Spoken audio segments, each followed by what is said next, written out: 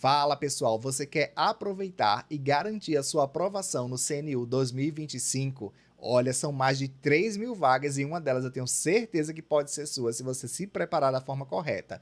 No vídeo de hoje, nós vamos resolver juntos aqui 10 questões de conhecimentos gerais da última prova do CNU, tá bom? Eu tenho certeza que isso aqui vai te dar um bom direcionamento aí na sua preparação. Então, sem enrolação, vamos lá. Primeira questão diz assim, ó. No Brasil, o presidencialismo foi instituído a partir da Proclamação da República em 1889. E desde então vem sendo o sistema de governo adotado ao longo de toda a evolução histórica republicana, previsto em todas as constituições brasileiras desde o período, desse período, né, de 89 para cá, 1889. O presidencialismo brasileiro se configura como forma de governo. Gente, se você está se preparando para o CNU, está querendo começar a se preparar, se inscreve no canal, tá? Aqui eu trago para vocês várias aulas, resolução de questões, várias dicas que eu tenho certeza que vai fazer a diferença na sua preparação.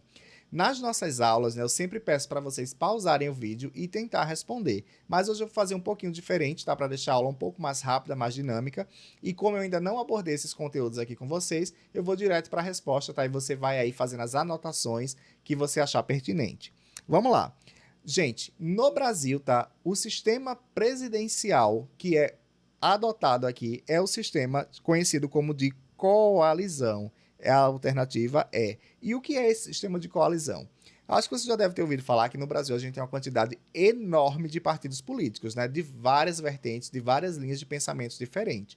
E o que acaba acontecendo é que quando o presidente ele é eleito, ele não tem a maioria no Congresso para aprovar tudo aquilo que ele precisa. Muitas coisas para ser aprovado, além de ter a maioria, ele precisa ter 2/3, né, da casa, quando é, por exemplo, uma alteração na Constituição Federal, uma PEC, etc. Então, para que o governo possa conseguir aí essa maioria, ele precisa fazer uma coalizão, ou seja, ele precisa que vários partidos embarquem no governo, né, para que ele consiga ter aí a chamada governabilidade. Isso traz uma série de problemas, tá, que nós vamos tratar aqui em aula.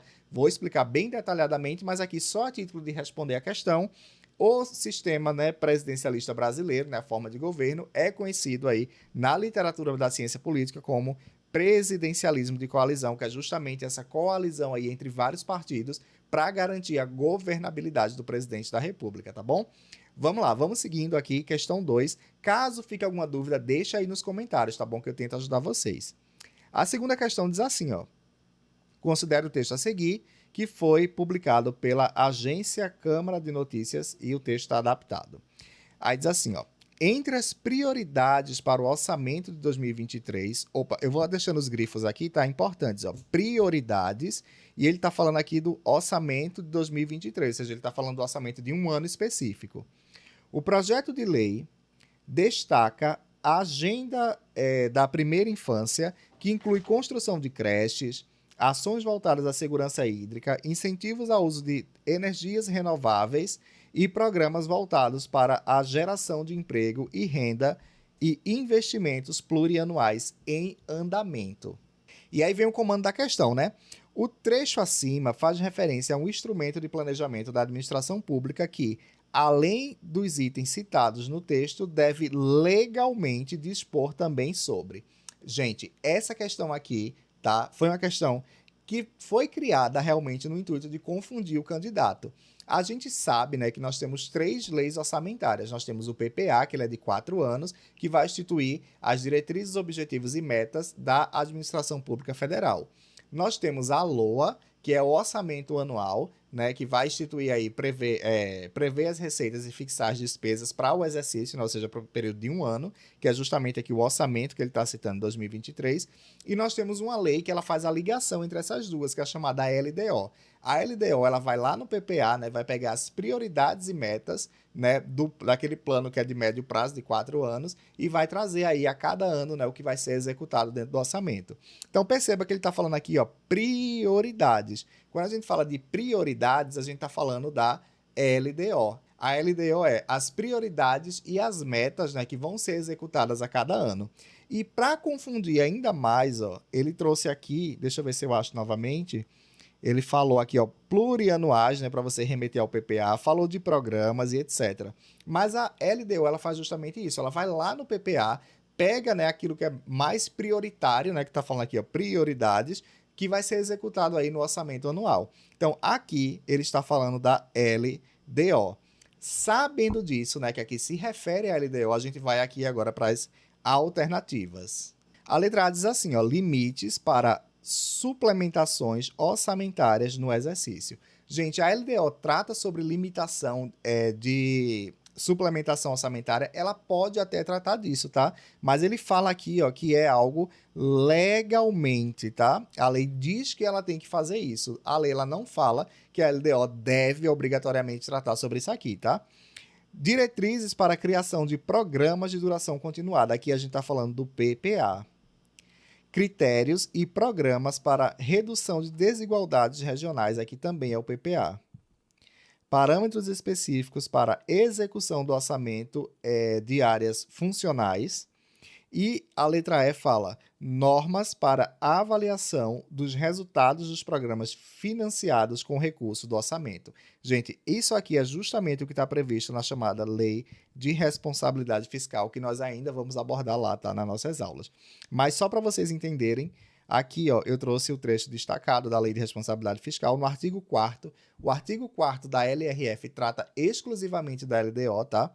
E aí ele vai dizer o que a LDO tem que trazer. E aí no inciso primeiro ele diz assim, ó, que a LDO, né, ele vai dispor também sobre. E aqui, ó, na linha E, normas relativas ao controle de custos e avaliação dos resultados dos programas financiados com recurso do orçamento. Ó. Normas para avaliação dos resultados dos programas financiados com recurso do orçamento. É exatamente o que fala aqui a alternativa E. Tá bom? Então, se você tivesse entendido aqui, no momento que você fosse fazer essa prova, né? Vamos dizer que essa prova tá para você fazer agora. Você entendeu o que é a LDO, já fica mais fácil de você resolver, você responder, porque aí você ia procurar aqui nas alternativas aquilo que a LDO deve, de forma obrigatória, né, pela lei, dispor. Muita gente aqui se confundiu na época, né, por conta dessas palavrinhas aqui, programas plurianuais, que foram colocadas como distratores aí para confundir os candidatos, tá bom? Mas não se engana, falou prioridades, a gente tá falando de LDO, tá bom? Então, questão 2, ok? Vamos para a questão... Opa, ficou 4 aqui, tá bom, vamos para 4. Essa questão 4 aqui, ela deu uma polêmica grande, tá? Porque o conteúdo que ela cobrou vai muito além do que tá no edital do CNU, tá bom? E até dava para chegar na resposta, né? Muita gente conseguiu aí responder sem grandes dificuldades, mas como ela não estava prevista especificamente, né, todos esses conteúdos aqui no edital, muita gente está conseguindo anular aí essa questão por via judicial. Mas vamos deixar a polêmica de lado e vamos nos deter aqui no conteúdo, porque vai que venha de novo, né, alguma coisa assim. Então é importante que você esteja preparado. Para você não errar uma questão como essa, vamos junto. Então, aqui ele vai trazer um enunciado falando da Constituição Federal. Geralmente esses enunciados, tá, gente? Eles são descartáveis. Você já vai direto para o comando da questão, que geralmente vai ficar aqui no final da frase, que vai dizer assim, ó, à luz da Constituição Federal, né, e em respeito ao Estado Democrático de Direito, assegura-se que... E aí você tem que ler aqui essas afirmativas e ver qual delas estão certas e quais não estão. Vamos por parte aqui. A alternativa A diz assim, ó, trabalho do preso deve ser remunerado, ok, né? Porque o preso, né? A pessoa está detida, aqui não está falando do auxílio reclusão, tá? Tá falando do trabalho do preso, não vamos confundir. Ou seja, o cara está detido lá, ele está preso e ele vai trabalhar, né? Existem vários programas e tal do preso trabalhar, ele vai trabalhar. E aí ele diz assim, uma vez que esse preso está trabalhando, o salário dele deve observar aqui, ó, o mesmo patamar instituído por lei para o salário mínimo. Gente, existe uma lei, tá? A Lei de Execução Penal, que vai dizer que o salário do preso, da pessoa que está presa, ela tem que ser pelo menos 3/4 do salário mínimo. Então, aqui está errado, tá? Letra B. Poder Judiciário, à vista do princípio da isonomia, uma vez acionado, poderá aumentar os vencimentos dos servidores públicos, considerando o desempenho em funções e cargos correlatos. Que ele está dizendo assim, ó. Vamos dizer que eu sou servidor público na Administração Pública Federal e eu não tive aí ajuste salarial. Por conta disso, eu vou entrar com ação judicial, né, exigindo essa atualização, né, de salário. E aí o que acontece? Ele está dizendo, aí o judiciário ele pode, né, por sua iniciativa, alterar o meu salário, me dar aumento de salário. Não pode, tá, gente? Nos termos do artigo 37 da Constituição Federal, inciso 10, o aumento salarial só pode ser dado por meio de lei. Então, não cabe ao Poder Judiciário, tá, instituir aumento aí para o servidor. Então, aqui também está errado. Letra C. Partido político, em virtude do princípio da igualdade, pode criar distinções, ou seja, o próprio partido vai criar distinções na distribuição dos recursos públicos destinados à campanha eleitoral exclusivamente baseada em gênero. Ou seja, o partido vai dizer assim: você é homem, você ganha mais, vou mandar mais recursos para você fazer sua campanha. Ou você é mulher, eu vou mandar mais recursos para você fazer sua campanha. Gente, não pode, tá? Isso aqui é discriminação, não pode haver discriminação. O que existe é uma previsão legal de que tem que se reservar, tá, pelo menos 30% aí dos cargos, das vagas, né, dentro dos partidos para concorrer aos cargos para mulheres. Mas uma coisa não tem nada a ver com a outra, não pode haver discriminação. Então, letra C está errado. Letra D, vamos seguindo. Estou um pouco corrido aqui, porque eu estou querendo aqui realmente resolver com vocês 10 questões hoje e eu não queria que esse vídeo ficasse muito grande, porque eu sei que muita gente não consegue assistir todo quando fica muito grande. Então, vamos lá. Letra D. Extensão às uniões homoafetivas do mesmo regime jurídico aplicável à união estável entre pessoas de gênero distinto não se justifica. Gente, em 2011 houve uma grande polêmica na época e tudo mais, mas houve uma decisão aí do Supremo Tribunal Federal que disse que a união de pessoas homoafetivas se equiparava à união estável. Então, quando ele fala aqui que não se justifica, está errado, tá? De acordo com o entendimento do Supremo Tribunal Federal. Então, aqui também está errado. Sobra apenas a letra E. Vamos ver aqui, ó. Segregação de presos provisórios com apoio no grau de instrução acadêmica é inadmissível, pois trata-se de mera qualificação de ordem estritamente pessoal. O que é que está dizendo aqui? Ó? Que quando a pessoa for presa provisoriamente, né, temporariamente, não pode haver uma distinção diferenciada pelo fato dela ter um grau de escolaridade mais alto. Esse aqui foi justamente o entendimento, tá, do Supremo Tribunal Federal. Então, essa aqui é sim a resposta aí dessa questão.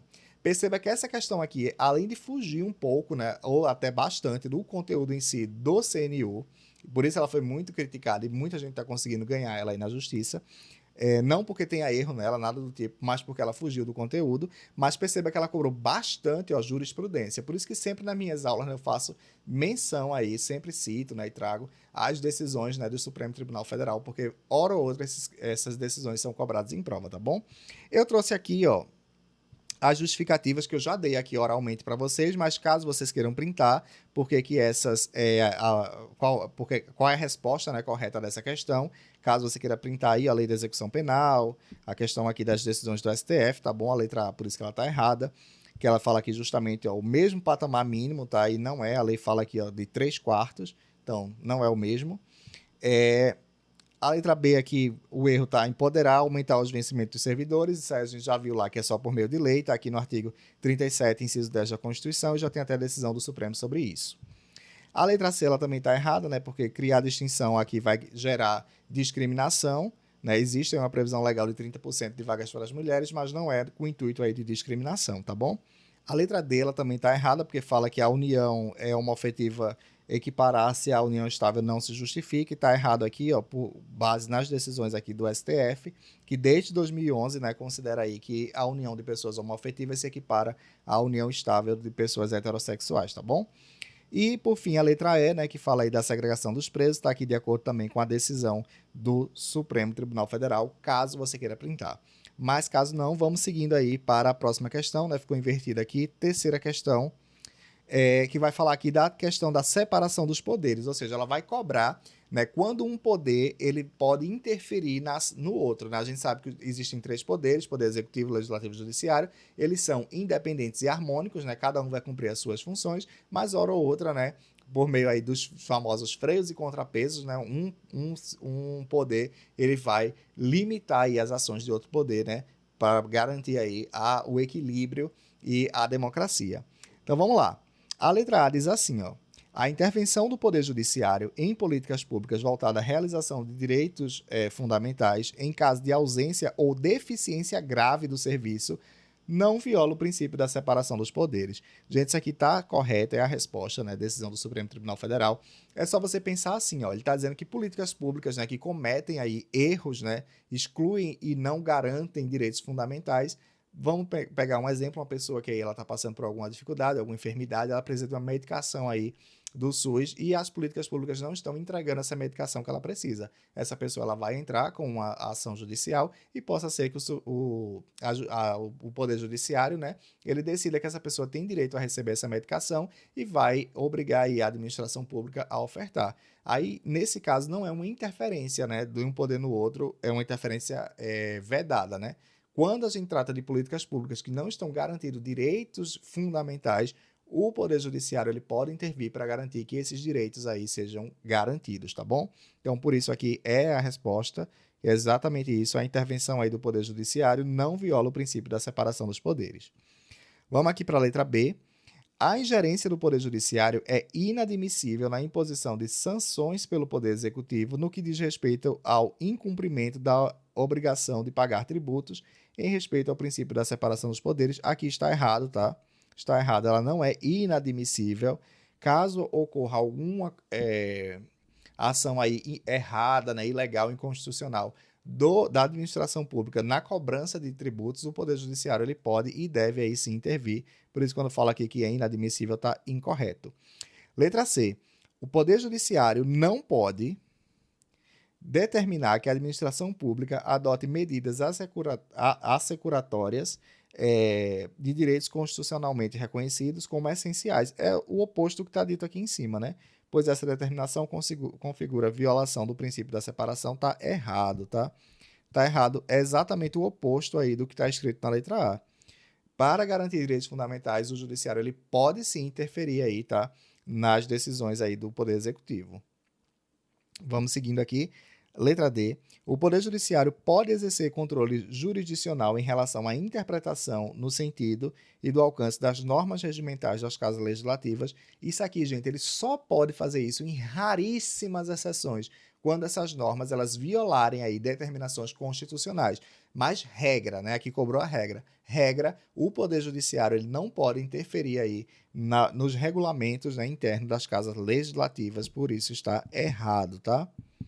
A letra E diz assim: as comissões estaduais de inquérito, as CPIs, em homenagem ao princípio da separação dos poderes, não podem requerer quebra de sigilo dos dados bancários. Aqui também está errado, tá? Uma das coisas que a CPI pode fazer, além de tantas outras, é justamente aí quebra de sigilo bancário, por isso está errado. Perceba que essa questão 3, ela também vai um pouquinho assim muito para o direito penal, né, questões judiciais, acaba fugindo um pouco aí do tema, né, que é pensado aí para o CNU, mas essas basicamente foram as duas questões aí mais problemáticas nesse sentido de fuga de edital, tá bom? Mas eu trouxe aqui para ninguém dizer que eu estou fugindo dos temas, né? Essas aqui seriam as questões aí mais chatinhas de fazer, a 3 e a 4, né? Que aqui eu acabei até embaralhando na ordem, mas está respondida e eu espero que vocês tenham entendido. Caso não tenha entendido, pode deixar a pergunta aí no comentário que eu tento ajudar. Mas também não fica muito preocupado com essas duas questões, porque elas, como eu falei, fugiram aí à regra do edital. Vamos seguindo aí, eu trouxe aqui, tá, justificativas, caso vocês queiram printar, as decisões aí dos tribunais superiores, tá, a letra A, a letra B, aqui a C e a D, e a letra E. Então, vamos lá, né?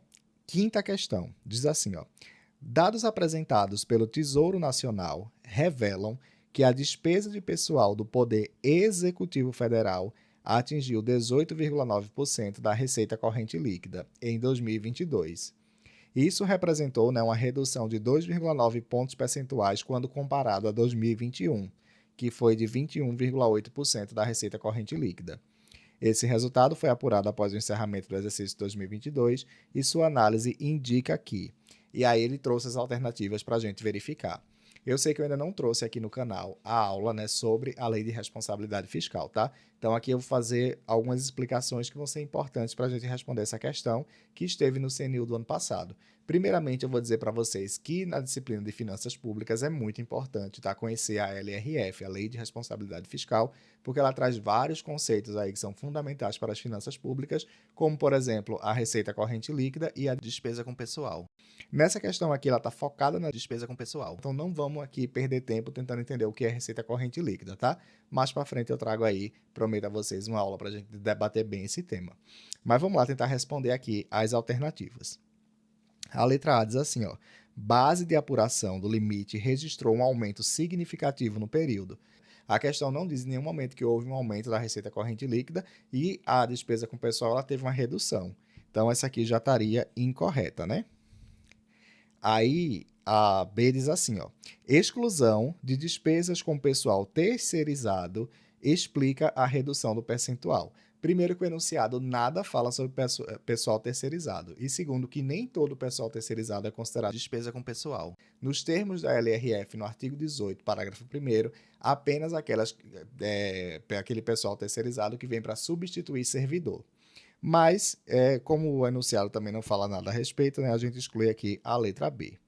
Aí a letra C diz assim, ó, margem em relação ao limite máximo representou maior folga fiscal em 2022. E aqui começa a explicação, né, sobre a despesa com pessoal. A despesa com pessoal, gente, que é aquilo que o Estado ele vai gastar aí com seus servidores e contratados e tal, ela não pode ser superior a alguns limites estabelecidos na LRF, né?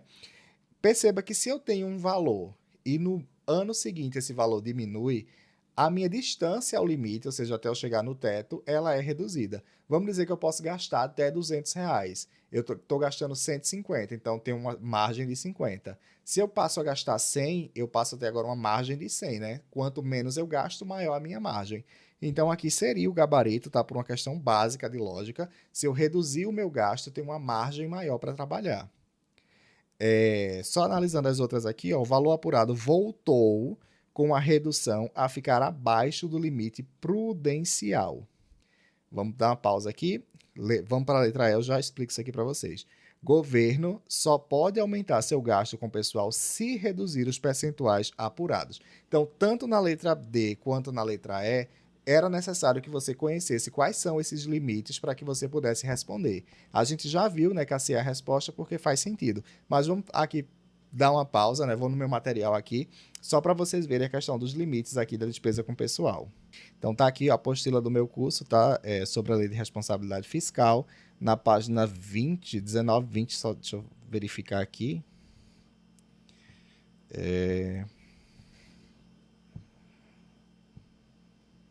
Que página 18, né? Fala da despesa pública, quando a gente trata aqui, ó, gasto com pessoal, né? Ó, o gasto com pessoal, no caso da União, né, esfera federal, é 50%, né, até 50% da receita corrente líquida, ou seja, a União ela pode gastar até 50% do limite da receita corrente líquida. Já os estados e municípios, eles podem gastar ó, até 60%. Aqui está o estado e aqui está o município, né, até 60%. Só que na questão ele fala especificamente, né, que é o Executivo Federal. Esse percentual aqui de 50% ele é para toda a União, né? E a gente sabe que a União ela vai se dividir aqui nos poderes. Então, segundo né, a LRF, 2,5% é para o Legislativo, incluindo o TCU, 6% para o Judiciário, o Executivo Federal, né, que é o da questão, 40,9%, e o Ministério Público, 0,6%. Ou seja, o limite né, de gasto do Executivo Federal, segundo a LRF, seria de 40,9%. Lá na questão, né, se eu não me engano, fala 18,9%, ou seja, está bem distante disso aí. Além disso, né, tem um chamado limite prudencial, que está no artigo 22, que fala que se a despesa né, atingir 95% do limite máximo, aí vai ter várias proibições aqui para o ente, né, de coisas que ele não vai poder fazer, porque ele vai estar extrapolando esse limite. Para que serve esse limite? Se ele só pode gastar até 50% né, da receita corrente líquida, você não vai esperar chegar até 50% para resolver o problema, né? Você vai ter mecanismos para impedir que ele bata esse teto. Então, quando chegar ali no máximo 95%, já tem que começar a tomar medidas para garantir que esse teto aí não vai ser ultrapassado, tá bom? Então, basicamente é isso, não é difícil, tá? É só uma coisa que, como eu não ensinei ainda aqui no canal, eu achei importante trazer. E aqui, né? Lá eu vou só anotar aqui, ó, 40,9%, né, o limite aí do Executivo Federal, e aqui está em 18,9%. Então, o governo só pode aumentar o gasto com o pessoal se reduzir os percentuais apurados? Não, porque está muito distante ainda do limite, né? Então, ele poderia aumentar tranquilamente, por isso que essa aqui vai estar errada. E essa aqui fala, o valor apurado voltou com a redução a ficar abaixo do limite prudencial. Veja que o valor aqui era 21,8. Ele está dizendo que aqui está acima do limite prudencial e aqui no 18,9 voltou a ficar abaixo.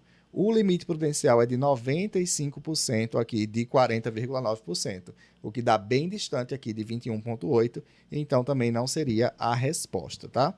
Perceba que foi uma questão que cobrou aí um decorebazinho, né, de valores, né, de percentuais trazidos na LRF. Isso é muito cobrado em prova, por isso que no meu material eu trouxe lá as tabelinhas, né, para que vocês possam memorizar com mais facilidade, tá bom?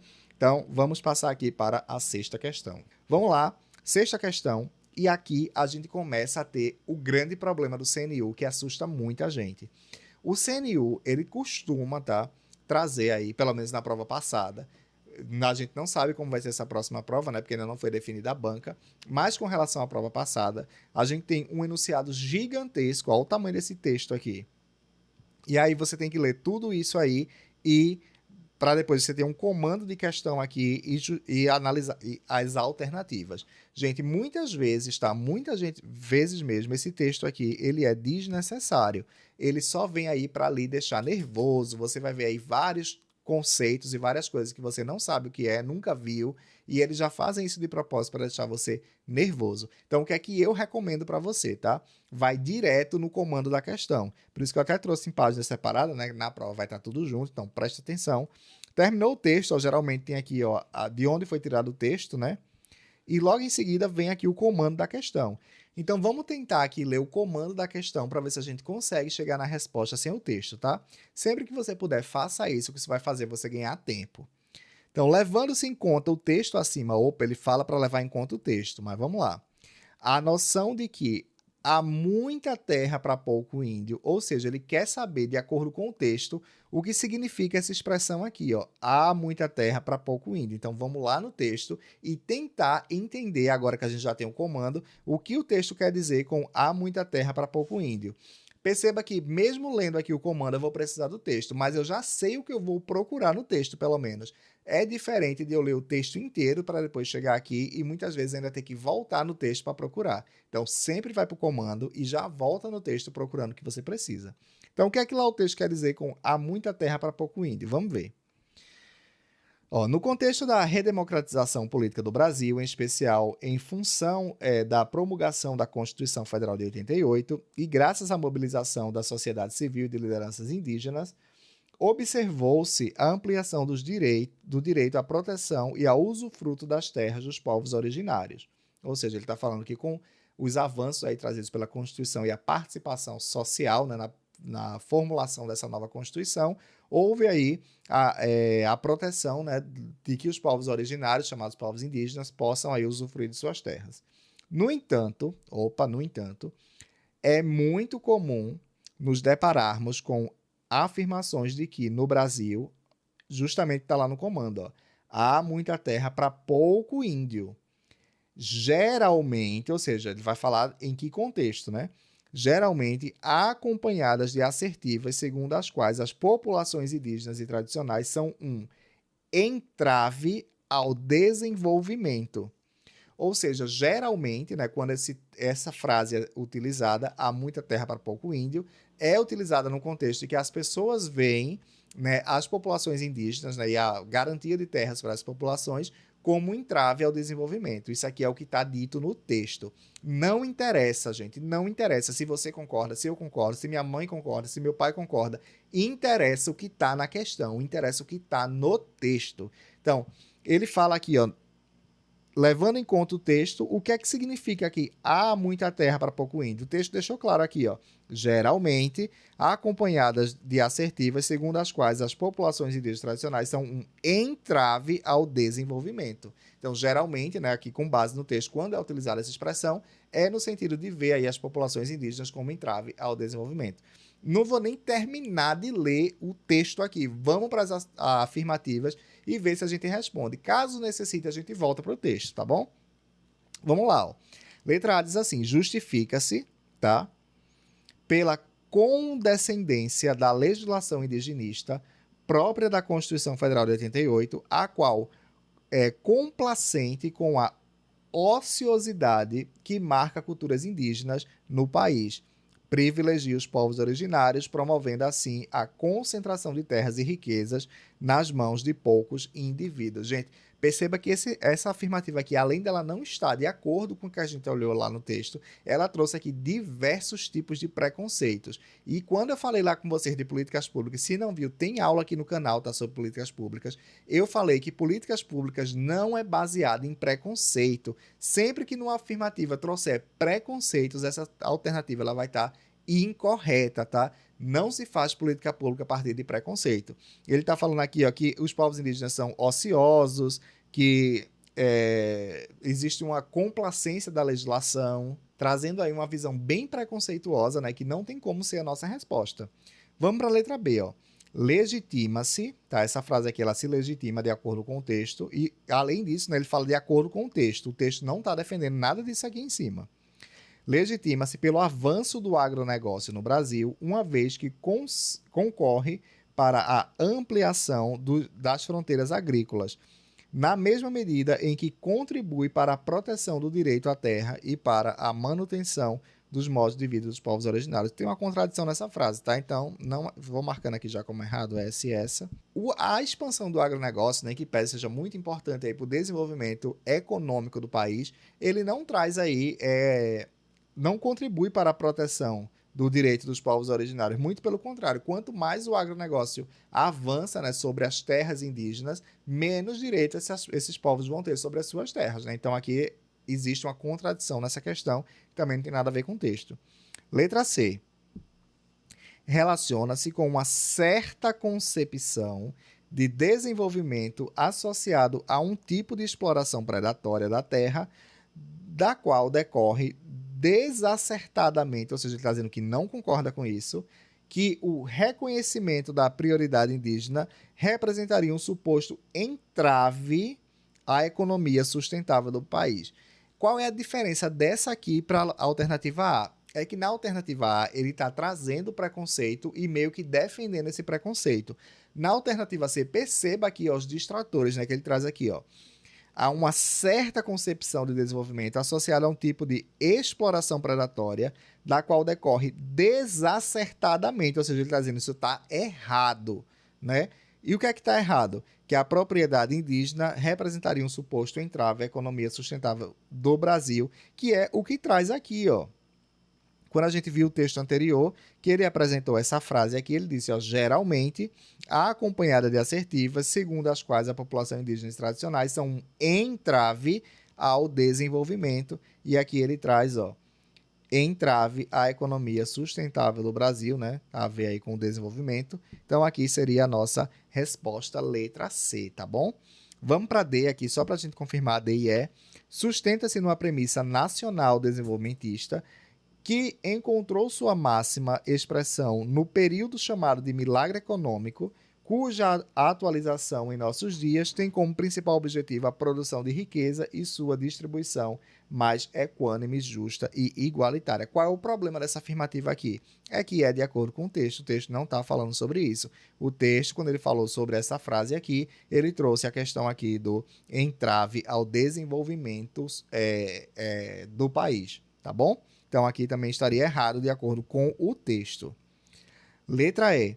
Fundamenta-se no reconhecimento da natureza conservacionista dos povos originários, que, por causa dessa característica, representam um obstáculo ao desenvolvimento sustentável do Brasil, do país, né? Não tem nada a ver com isso aqui, ó. Reconhecimento de natureza conservacionalista, né? Conservacionista. O texto não fala que o problema é que o índio conserva a natureza ou conserva a terra. Isso aqui é uma extrapolação ao texto. Então, o que aqui está mais de acordo com o texto seria realmente a alternativa C, que é a nossa resposta. Perceba que é uma questão chata, é uma questão técnica, é uma questão que você vai gastar aqui pelo menos de 3 a 5 minutos para responder, né? Você vai gastar muito tempo. Então, o que você puder fazer para pular etapas nessa questão, seja ler o comando para ir já no texto procurando o que você precisa, vai fazer com que você ganhe tempo, tá bom? E sempre, ó, guarda isso, que as bancas sempre vão tentar confundir você. Quando ela falar assim, ó, levando em conta o texto acima, você vai levar em conta o texto acima. Você não vai levar em conta o que você ouviu na rádio, o que você ouviu do seu pai, da sua mãe, o que você ouviu do seu colega, o que você acha ou deixa de achar. Você vai analisar o que está no texto acima, e o que está no texto acima é aqui a alternativa C, independente se você concorda, se você não concorda, isso não é a questão é o que diz o texto, tá bom? Vamos seguindo aqui, 7ª questão, nós já nos encaminhamos para o final, e perceba que aqui já vem outra questão aí com texto enorme, né? Dessa vez sobre política pública, já tem aula aqui no canal, eu poderia até deixar vocês ler e tentar responder, mas vamos direto aí para a gente não perder tempo, né? Como eu já falei, desconsidera os textos, tá? Vamos tentar ler aqui o comando. Aí diz, ó, a partir da análise comparada dos textos 1 e 2, conclui-se que...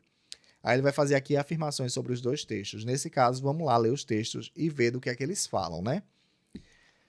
Primeiro texto, ó. As políticas públicas repercutem na economia e na sociedade, daí porque qualquer teoria da política pública precisa também explicar as inter-relações entre Estado, política, economia e sociedade. Ele está fazendo um apanhado geral aqui de políticas públicas. Pode-se, então, resumir política pública, ou seja, ele vai lidar com o que aqui? Com o conceito de política pública. Pode-se, então, resumir política pública, ou seja, vamos falar do conceito, como o campo do conhecimento que busca, ao mesmo tempo, colocar o governo em ação ou analisar essa ação e, quando necessário, propor mudanças no rumo ou curso dessas ações. Gente, ó, o cerne aqui, o coração, tá aqui, ó, resumir política pública. Quando eu falo assim, ó, eu posso resumir o que é um smartphone como sendo um equipamento, ou seja, eu vou trazer um conceito, eu vou trazer o que é o smartphone, tá? Quando eu falo, eu posso resumir política pública e já trago o texto em seguida, eu vou dizer, vou conceituar aí o que seria essa política pública, nas suas características. Embora ele tenha usado aqui a expressão governo em ação, que dá a entender uma implementação de política, não é esse o objetivo. Ele está falando aqui sobre o conceito de política, tá bom? Então tá bom. Aqui o primeiro a gente está falando sobre conceito. Vou anotar aqui. É importante que você faça anotações na sua prova, tá? Sempre muito importante. Porque muitas vezes você vai voltar para revisar as questões e aí é importante você ver o que é que você estava pensando na hora que você respondeu. Texto 2 diz assim, ó. Nos ciclos de uma política pública, ou seja, a gente vai tratar aqui sobre os ciclos de políticas públicas, tá? Ciclo de políticas públicas. Identifica-se o processo de criação de opções sobre o que fazer a respeito de um problema público. Ou seja, ele está falando, né, lá no ciclo de políticas públicas tem uma etapa que a gente vai ver aí o que é que a gente pode fazer para resolver o problema. Nesse estágio do procedimento político-administrativo, faz-se a identificação, o refinamento e a formalização de opções políticas que poderão ajudar a resolver as questões e os problemas reconhecidos como relevantes. Também se considera a viabilidade dessas opções políticas. Gente, quando a gente fala de formulação, de buscar as alternativas, de buscar as soluções, a gente está falando de quê? Lembra que a gente estudou aqui no canal o ciclo das políticas públicas. Se você não viu, vou deixar o link aí embaixo, vou deixar aqui no card. Clica e assiste a aula depois que você terminar aqui, tá bom? Quando a gente fala sobre isso no ciclo de políticas públicas, nós estamos falando da formulação. Então, nós estamos falando exatamente sobre a formulação da política pública. Então, nesse texto de baixo aqui, ele está falando sobre a formulação da política. O de cima é o conceito e embaixo a formulação. Vamos para as alternativas. A letra A diz assim, ó. O texto 1 introduz o texto 2. Tá, o texto 1 pode servir de introdução porque ele está tratando aqui sobre conceito, né, de forma mais abrangente, e o de baixo ele especifica aí falando da formulação. Indicando as diretrizes do estágio denominado como implementação. Olha a pegadinha aqui, ó, estágio de implementação. Por que ele trouxe isso aqui? Justamente porque aqui ele falou, ó, sobre governo em ação. Porém, gente, esse governo em ação aqui ele está dentro de um contexto maior que a gente está falando sobre o resumo da política pública, ou seja, o objetivo aqui é o conceito. Então, não, aqui não é a implementação da política, tá? Então, tá errado aqui a letra A. Letra B. O texto generaliza, o texto 1, né, generaliza o texto 2. Pode ser que o conceito seja uma generalização? Pode, né? Você está falando uma coisa mais geral, mais abrangente. Mas vamos ver. definindo o ciclo de política denominado como montagem da agenda. O texto 1 está falando sobre montagem de agenda, gente? Não, está falando sobre conceito. Então, aqui, ó, é errado. C.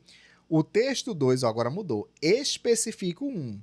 Tá, o texto 1 ele fala de conceito, o 2 ele fala aqui de uma fase do ciclo, então é mais específico, né? Beleza, o texto 2 especifica o 1, ok. Descrevendo o estágio denominado formulação de políticas. A gente está falando aqui ó, de formulação no texto 2, que é exatamente a conclusão que a gente chegou lendo o texto. Então aí, ó, ok, gabarito letra C. Vamos ver a D.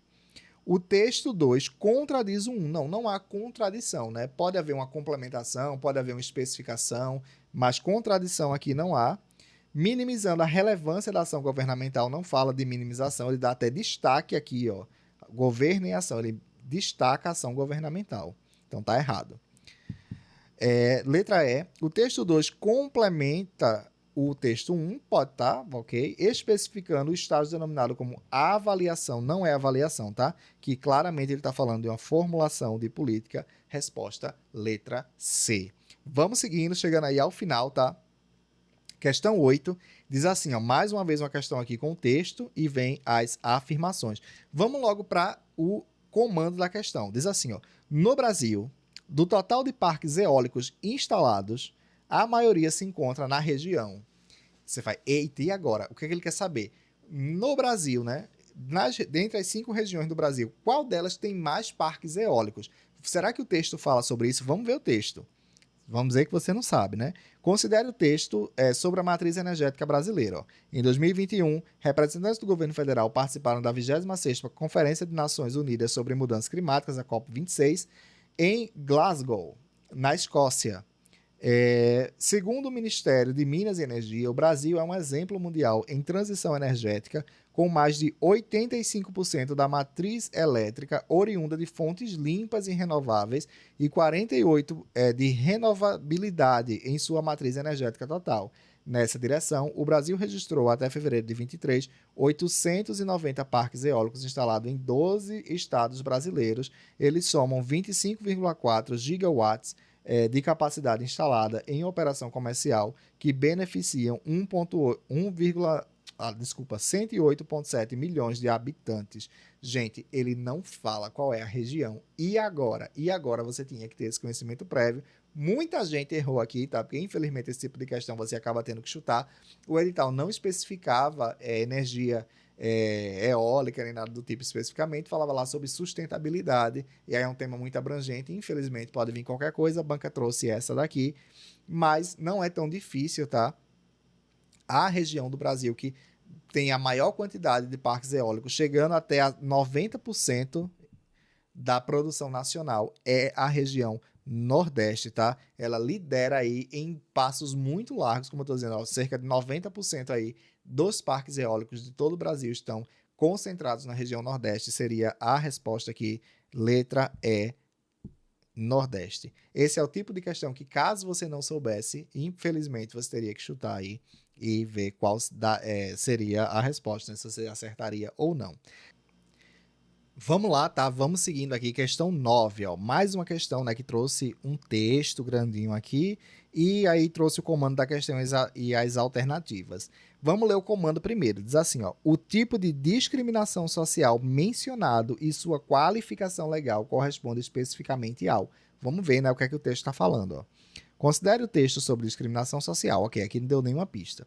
Os idosos, opa, falou idosos, corresponde a quase 15% da população brasileira, apesar das estatísticas de aumento da longevidade nos últimos tempos, eles ainda sofrem preconceito em meio às limitações do mercado de trabalho, estereótipos que ditam os locais, lá, lá, lá, lá. Ou seja, ele está falando aqui sobre preconceito contra idosos. Gente, preconceito contra idosos, tá? Existem várias palavras que podem se referir a isso.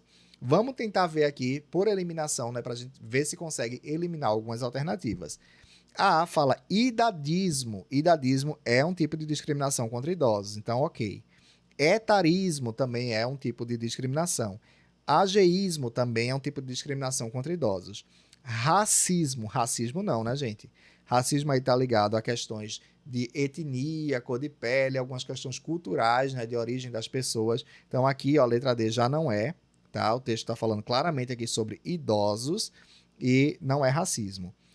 Capacitismo, gente, capacitismo é o preconceito contra pessoas com deficiência, tá? Não tem nada a ver aí com idosos. Então a resposta ficaria aqui entre A, B e C. Tanto idadismo quanto etarismo como ageísmo são aí formas de discriminação contra pessoas idosas. Vamos ver aqui o restante das afirmativas para ver qual está correta. Idadismo previsto como delito na Constituição Federal. Gente, não consta, tá? Idadismo na Constituição Federal, nem tampouco como delito, então aqui está errado, tá? Tá errado a letra A. Etarismo considerado crime no Estatuto da Pessoa Idosa. Essa é a resposta, tá? Etarismo está previsto no Estatuto da Pessoa Idosa como crime e eu vou mostrar para vocês. Ageísmo tratado como direito, não, nada a ver, né? O preconceito não tem como ser direito, né, gente? Pelo amor de Deus. Pela Constituição aqui está errado. Então sobra aí pra gente, vou apagar aqui o garrancho que eu fiz, sobra pra gente aqui a alternativa B, como sendo a resposta, etarismo considerado como crime no Estatuto da Pessoa Idosa.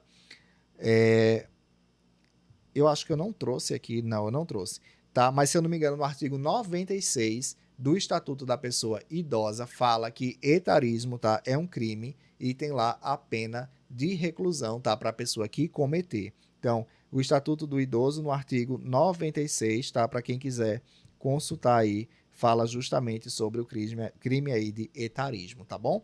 Vamos seguindo aqui, questão 10, para a gente finalizar aí essas 10 questões sobre o CNU. Eu tenho certeza que você está se sentindo aí um pouco mais preparado, até um pouco mais desafiado.